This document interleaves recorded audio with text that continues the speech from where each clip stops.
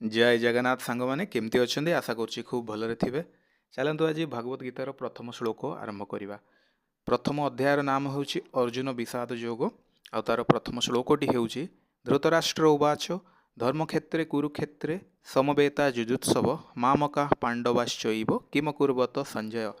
धृतराष्ट्र संजय को पचारुंट मोर पुत्रगण और पंडुपुत्रगण युद्ध करने को इच्छा करी धर्मक्षेत्र कुरुक्षेत्र रे एकत्रित होई कौन कले।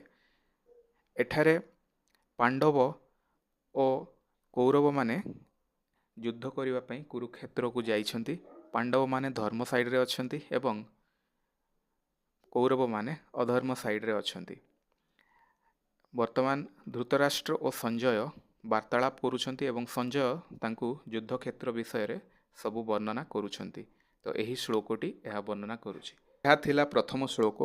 आसंता काली आगामी वीडियो रे आमे द्वितीय श्लोक विषय रे अध्ययन करिवा। आपण माने वीडियोटी को देखिबा को भूलिबे नाही।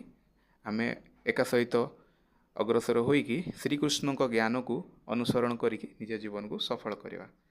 रहिली ताले जय जगन्नाथ।